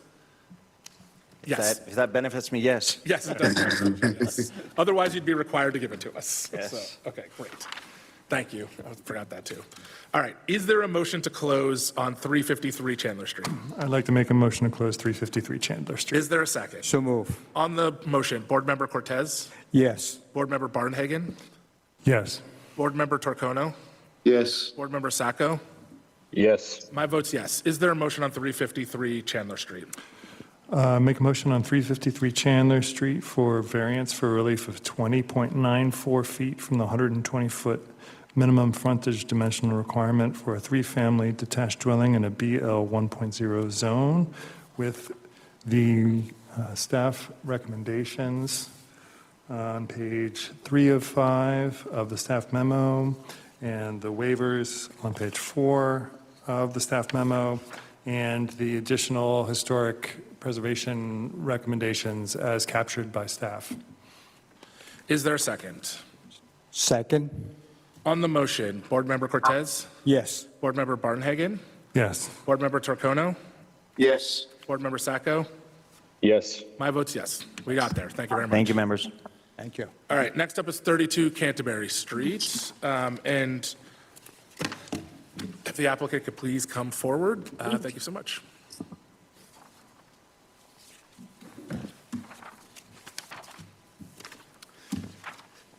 Good evening, Mr. Chairman, members of the board. On behalf of the applicant, Joseph Haddad, my name is Clay Williams, working on this project for the proposed commercial garage at 32 Canterbury Street. I think a little bit of background on this hearing. So we were before you a number of months ago for Joe's existing facility. I've been looking hard trying to find a new location for him and his business. And after a couple of years of searching around, we found this piece of land shown as Lot 1 on the attached plan. It's about 8,500 square feet. It has MG 2.0 zoning, which is some of the least restrictive manufacturing zoning in the city. And outside storage is allowable by a special permit, which is the main filing we have here before you tonight. As I've had some discussions with Victor and staff, we're still waiting on our final engineered plan for this project. Originally, we were thinking, due to the kind of small nature and scale, the fact that the site plan review threshold for a manufacturing facility is 20,000 square feet, we'd be able to do this with the simple plan from our surveyor. But we have retained a professional engineer to create a site plan. So this is the site plan that I came up with, kind of sketching around through Adobe. We have our 40 by 60 industrial garage shown in blue. One of the things we had our surveyor do was go and locate the front yard setbacks of some of the abutting properties through the note in the dimensional regulations table that would allow for a reduced front setback. So the average of those, I believe 3 or 4 parcels ended up being 6.4 feet. So that's our proposed setback shown on the plan here. Other than the building, we have storage space for approximately 4 dumpsters as one of the main parts of Joe's business, 1 exterior employee parking space, and then this area in purple is kind of a multi-use staging area. So things like trailers, excavators, bobcats would kind of exist in that back corner of the lot. We also have a couple of material storage bays for things like stone, sand, mulch, loam, since frequently Joe is using those materials for his customers' projects. We have located the building 6 inches off of the right-hand property line to allow for a gutter. We also discussed a temporary construction easement for that side of the building, since we'd have to kind of encroach into the neighbor's property. They're who we're buying this from. I believe Jake Realty Trust is 2 of the Cogswell brothers who currently operate Cogswell Sprinkler next door. We surveyed kind of a bunch of existing properties in the neighborhood. Do you have any of those pictures, Victor? Great. Yeah, so there's the site in itself. It's currently existing as just a vacant storage area. It's kind of grass and gravel. Cogswell Sprinkler has typically used it with a couple of Connex storage boxes and just exterior parking. You can also see in this picture one of the residential dwellings immediately abutting, and then there's another house kind of back behind it as this picture looks. If you can kind of go down the street a little bit, that's okay. Basically, all I'm trying to say here, this neighborhood is mostly zoned MG2, so you have a mixture of these small commercial facilities and residential houses. There is a HVAC company right on the other side of the couple houses immediately adjacent to the parcel, and then JAM Construction Corporation is kind of at the other end with a much larger facility. So we feel like this use fits in with the existing kind of scope of the neighborhood. We're located on the edge of the street, not directly in the middle, which I think further limits some of our impacts on abutting residential properties. And we're also proposing a 10-foot tall privacy fence.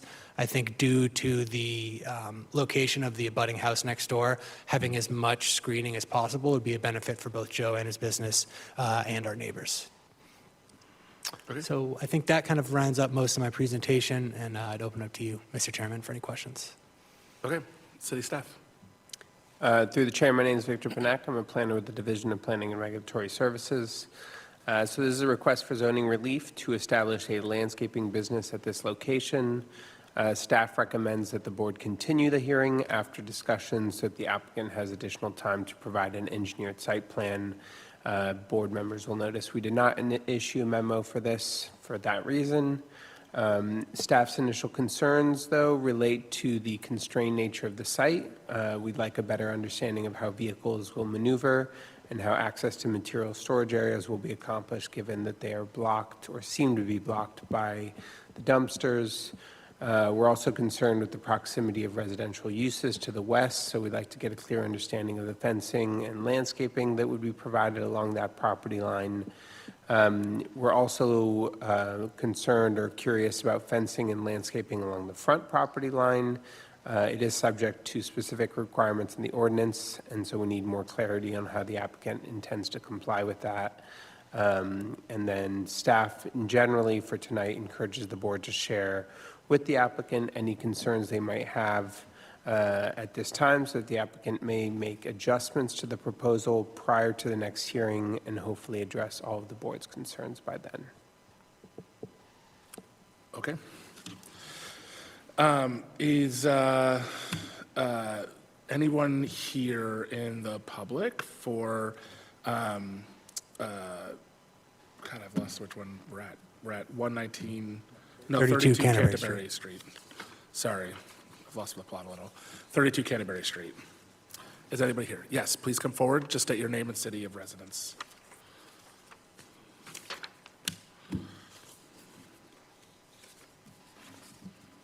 Yes, my name is Melvin Collins.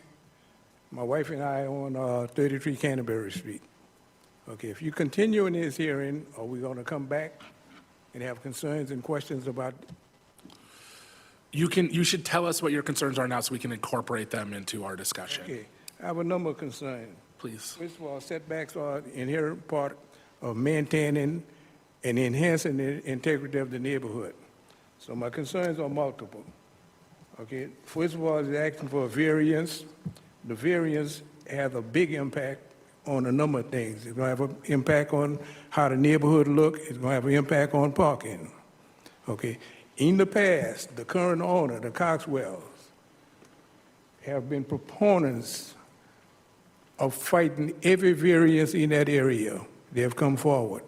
So now, I don't know if they own the property yet, or I saw the purchase and sales agreement in the plans. So I don't know if they own it. But it seems like what the Coxwells are doing is just trying to divide up the property, irregardless of what it looked like in the neighborhood, just to maximize their return on the property. Okay. Additionally to those, to the variance, if you look at the special permits, I don't know exactly what it entails because I called the planning board today because I had trouble trying to print out that 34-page package. Okay. I'm looking here, and they're looking to modify parking requirements, layout, landscaping requirements. In the past, all businesses, new businesses, down the street and all, were held strictly to those landscaping requirements. in terms of trees, shrubs, and whatever. And so now what you're looking at, you're seeing that they're asking for modification on all those things. I don't know exactly what what they entail, but I will print this thing out eventually. And I probably will have even more concerns when I come back. Okay, so it's my hope, just looking at that in itself, an impact on the existing parking in that neighborhood, and the parking that is, and the additional parking that is going to force onto the street, is my wife's concern and my concern both, that this variance be denied in its entirety. So I want to be clear on your concerns. Your concerns are the parking for this. Are there other concerns as well? There's other concern too. You're talking about an open lot storage area. Yes, where you're going to be storing landscaping supplies, mulch and stuff like this. That's going to affect the neighborhood greatly.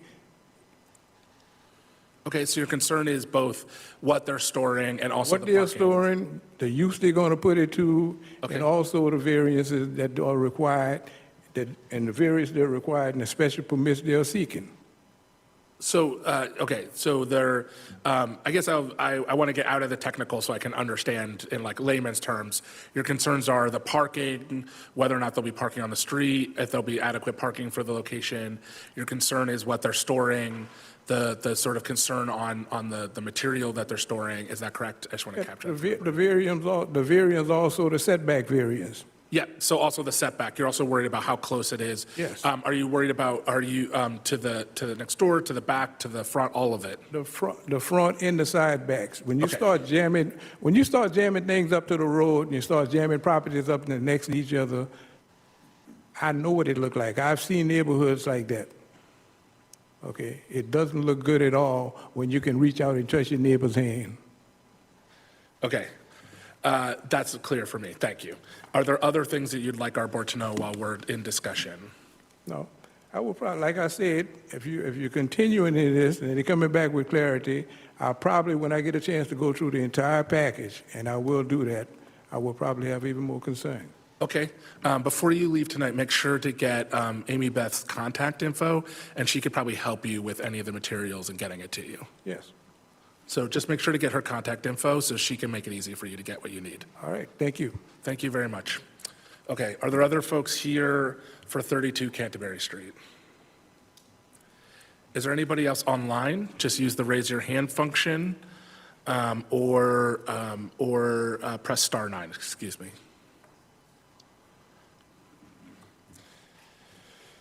Okay, in the meantime, this is an interesting location for me in that, I was going to say a few years ago, but it's actually been over a decade. There was a farm share around the corner from this location that we used to go to. So it was actually right off of Cambridge, oh my God, I forget the name of the street now. I was going to say Cambridge Street. That's not right. I'm mixing them all together. But anyway, there was a farm share not far away from this location. So so we had open. There was like an open. It was sort of in a because it's a place that you can sort of there's limited. It's there's already a bunch of construction and open areas. It was sort of a place, I guess, that they could get access to it. Sadly, it shut down, but I did love that farm share. For me, I think the concerns that some of this material, some of this stuff are too close to the residents. I think the city's concern about being able to maneuver. I think the person coming in and worrying about how close things are to the street. I think those are some of the reasons that there's a desire for an engineer. That being said, I don't think there's anything inherently wrong with this place for it. There is certainly this type of activity in this neighborhood, in this area. So sort of on this street itself, if you drive up it, it's certainly not it doesn't feel out of step with what's there. And currently it's just an abandoned thing that's currently being just people dump stuff on. So at least then it would be working. So I'm open to the conversation. I think I'm curious. I think the details will matter in terms of like making sure that that we're protecting some of the neighbors and thinking about smell and other things. But I'm also just, I'll say for the record too, that like, I know it sucked. that the last location you had and thought was fine and you did nothing wrong, you were just renting from somebody was not the correct usage. And so I'm also interested in trying to figure out a way to make sure that that can work, because that was not easy for us, I think, or at least for myself. Again, I'll speak just for myself. So I think I'm interested in figuring out how to make this work. I think I also hear the residents' concerns. So I think in there is my hope is a plan that works for everybody, and hopefully we can move it forward. But I'll ask other folks. So Board Member Cortez. Through the chair, I think the abutters' concerns are legitimate, especially on what type of materials are going to be storage there. He didn't mention that, but I'm sure there's going to be some treatment of landscaping materials there. I'm not sure, like wood. I don't know the terminology, but they treat wood in order to, then lay it around it, they burn it or whatever. Through the chair, this would simply be new products, new mulch that we bring to our customers, properties to put down, new stone products, aggregates. It wouldn't be, we're not looking to recycle and burn brush or any of that. We're looking to store new material. No treatment there, material treatment. Right, no, we're not gonna take dirty, rocky dirt and turn it into fresh loam and screen it. No, we're just looking to store a couple piles of mulch. In addition to that, any particular odors that may, flow in the air, is that type of materials? I think so. Odorless or? Through the chair again, I think some people would argue that the smell of mulch is even a nice thing.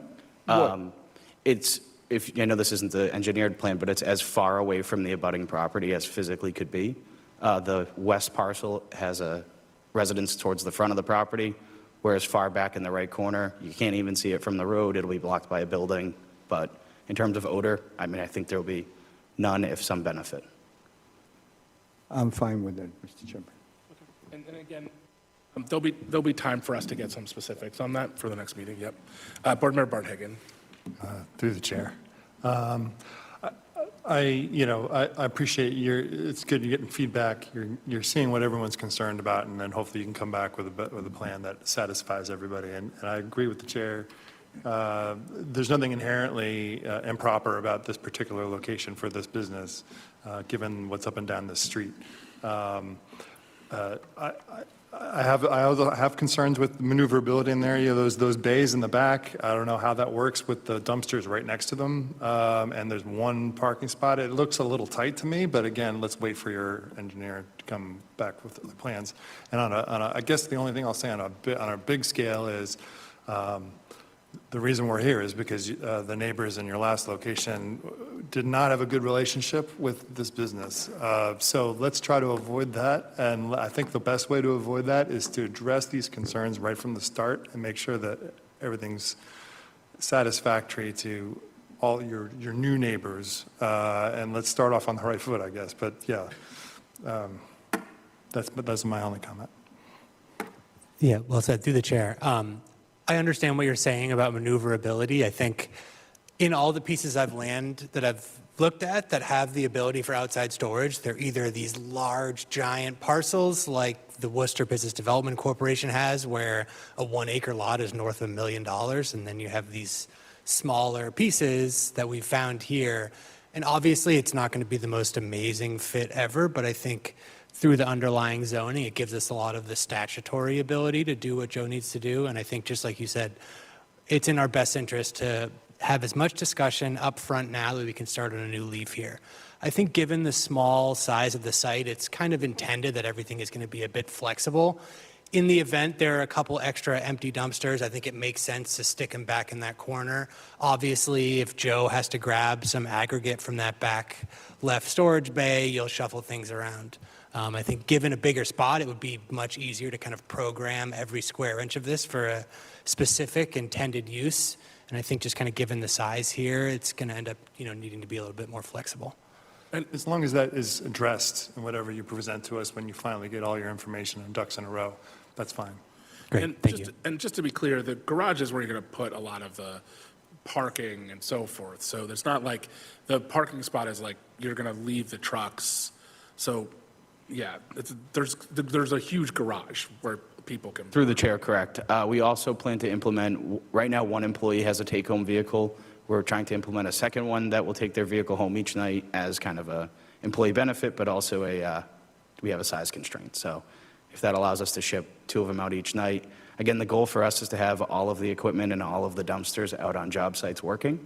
We don't want to have it back home, but there are times in which it does. The garage is large. We planned on storing a lot inside there, but just obviously showing the staging area that is Yeah. quite flexible. I mean, because just to remind everybody, there's like, it's not that small of a location. It's like it's a big open space. There's 2 containers on it currently. They have to constantly pick up trash there because people dump there. It's not, people aren't parking there currently. It's just sort of a slosh area. So this would also not be, I don't know. It's not like we're going from like where it was before, which was like in a residential neighborhood and there was sort of like some nice areas around it. Like this is currently a dumping zone and there's 2 big containers. So I think in there is something that can work for folks. At least that's my opinion about it. Okay, Board Member Torcono? I think enough has been said, and I've been through that neighborhood. I drive there. I think he needs to go back to the neighborhood and talk to his neighbors and see what is best fit that will make them all comfortable, because I don't want to see that neighborhood keeps going down. It should go up. So I'll leave it like that. He should go back to the drawing board. We don't have the details, but he should get his neighborhood on board. If the neighbors are on board, I'm on board. Okay, have a conversation. Board Member Sacco? I'm Oh, he's recused. I'm sorry. It does say MS recused. I'm sorry. Never mind. Okay.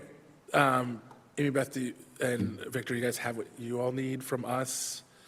Does the applicant have some sense? Obviously, not everybody who could vote is here to talk about it, but I think you have some clarity from us on what we're thinking around it. Does that make sense for everybody?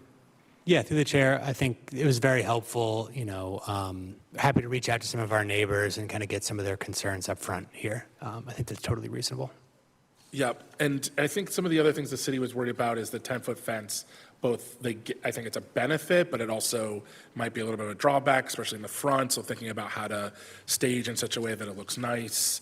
I think that's also some of the applicants. It sounds like they're worried about parking. So thinking about just talking to them about like, what's that going to actually look like in reality?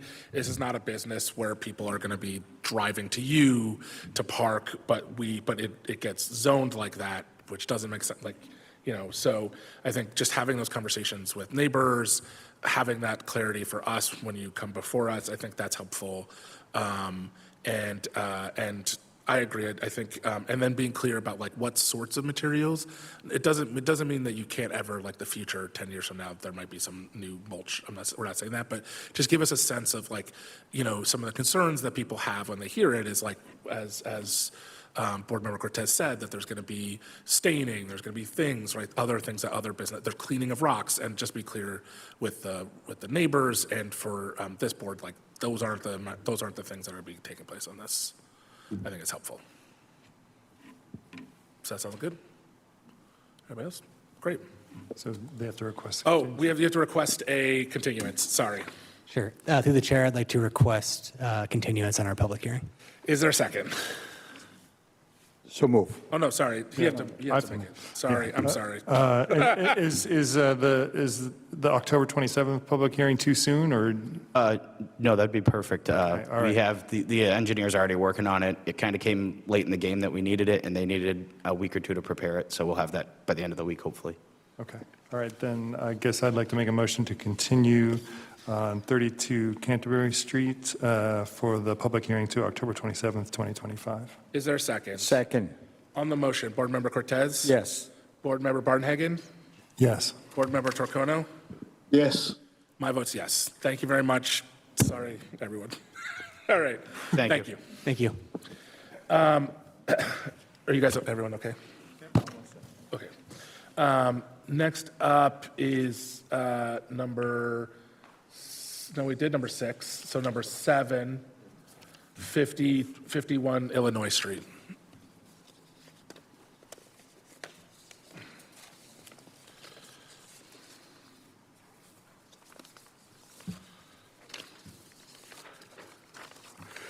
Just state your name and city of residence for the record and go ahead. Yes, my name is Tony Wing. I'm the owner of this property, but Don O'Neill, my attorney, he busy another meeting, and online right now I have my engineer, so he can speak for me, please. Okay. If the engineer could just state your name and city of residence. I think Victor has unmuted or given you the chance to unmute. Very good. So for the record, Nick Fasandola, Level Design Group. We are based out of Plainville, Massachusetts, and prepared the site plan and provided Mr. O'Neill's office with some supporting information on this application. We're here this evening for a requested variance from the parking requirements for a proposed reuse of this existing structure where the applicant is seeking to construct 4 residential apartments in this existing building, which requires 16 parking spaces, 2 per unit, and we're able to provide 12 parking spaces on the property as shown here. I don't know if the board recalls, but this property came to the board a few months back as a proposed boarding house facility. So we did do some permitting through that. And since that time, the applicant has changed course and is now looking to redevelop the existing structure as 8 apartments. There'll be 2 one-bedroom units, 4 two-bedroom units, and 2 three-bedroom units in the facility. We are also requesting relief from, in the form of a special permit for the 5-foot landscape buffer requirement as detailed in the Article 4, Section 7, Table 4.4, Note 5.A2. We need this relief to be able to provide a standard 24-foot wide drive aisle down the center of the parking lane on the right of the existing building. And we are maintaining landscaping and proposed landscaping within that remaining 3-foot buffer, which we're going to keep. So the request is to reduce that to roughly 3 to 4 feet, which will be landscaping. 2 of the proposed parking spaces will be within the existing garage located in the southeast of the existing structure. And as part of the redevelopment, we're going to be using the basement space for interior bicycle storage, where we'll be able to store up to 12 bicycles inside of the redeveloped building. That pretty much details the proposal. Turn it over to staff for any questions or comments. City staff. Through the chair, my name is Victor Panak. I'm a planner with the Division of Planning and Regulatory Services. So this is a request for a variance and a special permit at 51 Illinois Street. The applicant recently received zoning relief at this property to convert the existing church rectory building into a lodging house. Since then, the applicant has decided to instead convert the building into an 8-unit multifamily building. This change requires different zoning relief, and so the applicant has made a new application. They're proposing 12 spaces where 16 spaces, or I should say parking spaces. They're proposing 12 spaces where 16 spaces are required, and therefore seeking a variance from 4 spaces. Additionally, the applicant seeks a special permit for relief from parking dimensional requirements and landscaping requirements, since the required 5-foot landscape buffer is not provided along the eastern lot line. In addition to board standard conditions, staff recommends a condition requiring bike parking for the residents and a condition to ensure that exterior historical elements of the building are preserved. Okay. Is anyone here for 51 Illinois Street? Seeing no from the few people left. Is anybody online? Press *9 or raise your hand function. No? Okay. So this was here before us. It's a former rectory, I think, for the church. And the church is looking to build some housing. It's a beautiful space. I think we've discussed this the last time, that ironically, there is a whole bunch of parking for which there's an easement for the church next door that is empty 99% of the time. In fact, including on Sundays, there was still parking there when I drove by it on Sunday. So there should be plenty of actual parking, but according to our zoning laws, even if they got an agreement, they could not count it because of the zone it's in. So there is like, so even though in theory they could park in the parking lot, even if they got agreement to it, it couldn't count. That's what I remember from the last time. So that being said, there's obviously a ton of parking also across the street, and also, literally next door, for which there's an easement, because technically the parking is actually on this property.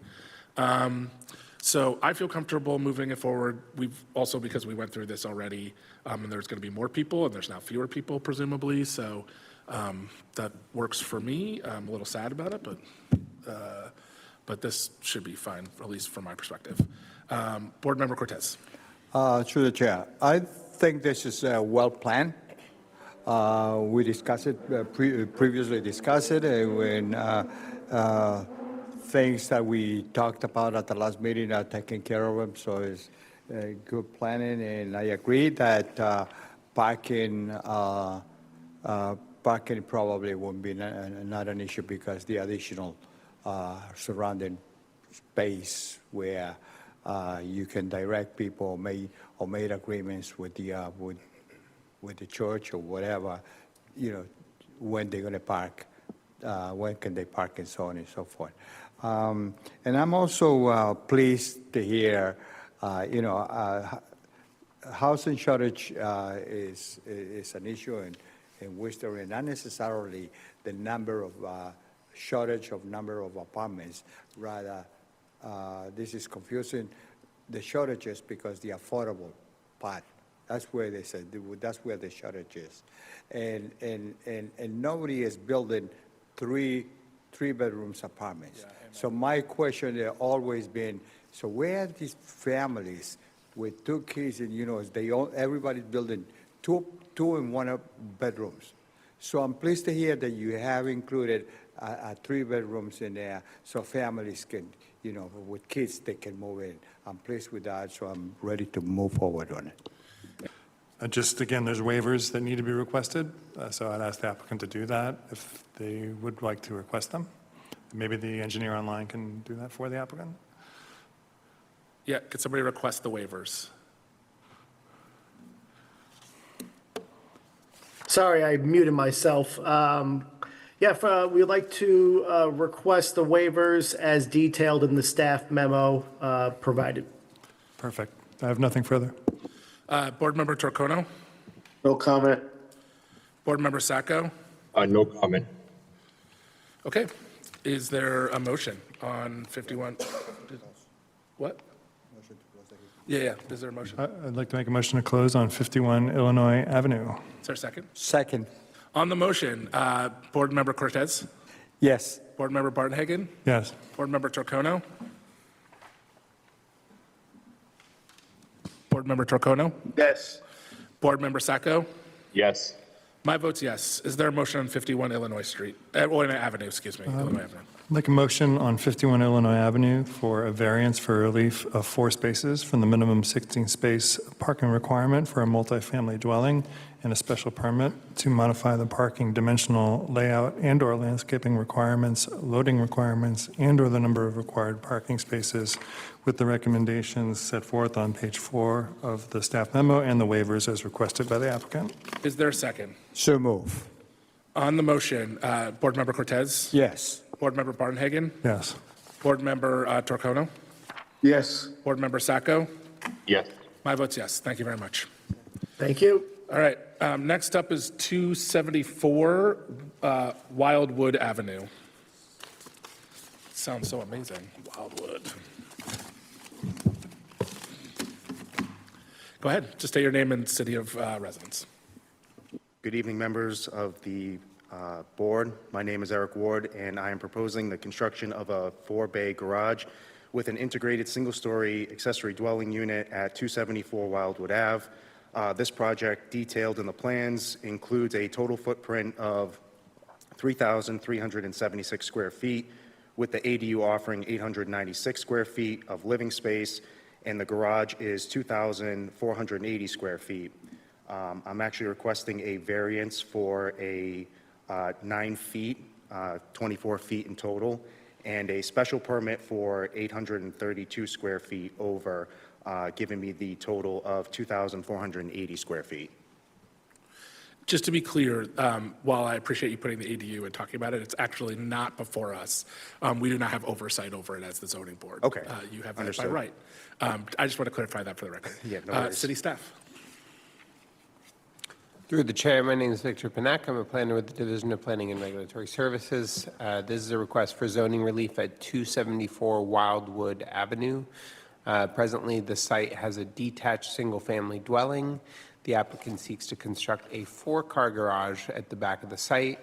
The size of the garage is greater than the 10% of the lot, which exceeds the allowable square footage under the ordinance, and the height of the garage exceeds the 15-foot height maximum in the ordinance. A special permit and variance, respectively, are required for relief from these requirements. For the height requirements, a variance of 9 feet is required to allow the proposed height of 24 feet. In addition to the board's standard conditions, staff recommends conditions related to the landscaping and capturing stormwater runoff. As I don't think you're here for this project. Do you have a comment? Is anybody public for 274? Okay, is anybody online for 274 Wildwood Avenue? Okay, I'm going to guess not. All right, my thoughts are, I drove by the property and it sort of slopes down, so you won't really see much of it sort of rising up. And my understanding is that you've also purchased the land behind it to give yourself some space for this.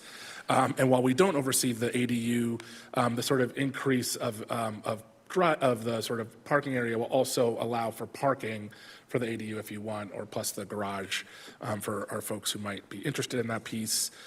So for me, this is fine. I don't have anything particularly, it should be fine. You've given yourself enough space. I'm glad you're providing some more housing and taking advantage of the ADU, although again, we don't have oversight over that, thankfully. And so I don't have other, I mean, I guess we have some, it's on the plan, but other ways you're sort of complying. So there's not other pieces to that. I just want to be clear that you are clear with what the city is asking around just some improvements to, since you're adding impervious, we like to make sure that there's some trees brought back and added to that, and that's clear, and you sort of have read these instructions, recommendations? And yes, sir. Okay, and I'll bring you to it, I guess, and just make sure you get the waivers. Are you requesting the waivers on page 4 of 6? Yes, do I need to request Yes, those? that's Yes. it, Then perfect. yes. I don't have anything else. I think if the applicant understands sort of what's being asked, yep, seems fine to me. And like I said, it slopes down, you won't really see it come up too much. And he gave himself room with the neighbors, so there's some space back there. Board Member Cortez. Through the chair, I think this is a straightforward to me. No big issues for me to, to speak about it. But it called my attention a question in here made by the staff, and I'm not sure if this has been answered yet or not. But should you identify whether the portion of the driveway should be designated for ADU parking, or whether the garage space will be dedicated to the tenant? So one of the spaces can be dedicated to the tenant, but the primary space that's in front is pretty much just to get into the garage. So one of those spaces can be designated for the tenant in the garage. That's fine. Okay, thank you. Yes, sir. Would that satisfy the staff? Okay. Through the chair, parking is not required as part of constructing an ADU. It was just a curiosity on the part of the staff. Very I think. good. But it's been answered. Thank you. Thank you, sir. Oh, yeah, that reminds me, thank you, Board Member Cortez, that reminds me, are you going to be adding any sort of like walking from is there any other paths or anything else that's not indicated in terms of like getting from the ADU to the park, to the driveway? There was just going to be walking to go from the driveway. Okay. You would just walk down the driveway to get to it. Yeah, we just want to be clear there was another impervious that we weren't aware of. Okay. The answer is no. Yeah, no. That's it. Just to clarify for the record. Thank you. Board Member Barnhagen. I don't have anything further. This is totally acceptable. And I agree. I think it helps that it does slope downward. I mean, I went out there and drove past it, and I even with the extra 9 feet, I don't think anyone from the road is going to notice anything. Yep. Board Member Torcono. No comment. I'm good with it. Board Member Sacco. Additionally, no comment. Thank you. Okay. If there's no other comment, I'll take a motion to close. I'd like to make a motion to close on 274 Wildwood Avenue. Is there a second? Second? On the motion, Board Member Cortez? Yes. Board Member Barnhagen? Yes. Board Member Torcono? Yes. Board Member Sacco? Yes. My vote's yes. Is there a motion? Make a motion for 274 Wildwood Avenue for a variance for relief of 9 feet from the maximum 15-foot height requirement for an accessory structure in a residential zoning district, and for a special permit to allow an accessory garage that is larger than the maximum requirement of 10% of the total lot area, with the staff recommendations on page 4 of 6 of the staff memo and the waivers as requested by the applicant. Is there a second? So move. On the motion, Board Member Cortez? Yes. Board Member Barnhagen? Yes. Board Member Torcono? Yes. My vote's yes. Congratulations. Just check with the staff, but good luck. Thank you, board. Appreciate it. Thank you. All right. The only other business we have is minutes, which we don't have any communications, correct? Discussions. I will admit I did not get a chance to read the minutes beforehand, which I normally do. Through the chair, they were not there to Okay, read. great. So it's not just me. All right. I feel less bad then. I was like, I don't see minutes. Sometimes I miss things, so I didn't want to assume it was. I assumed it was my fault, so I feel a little bit better. Okay. In that case, I will take a motion to adjourn. Second. Make a motion to adjourn. You got a second now. Second. All in favor? Aye. Opposed? All right. Thank you.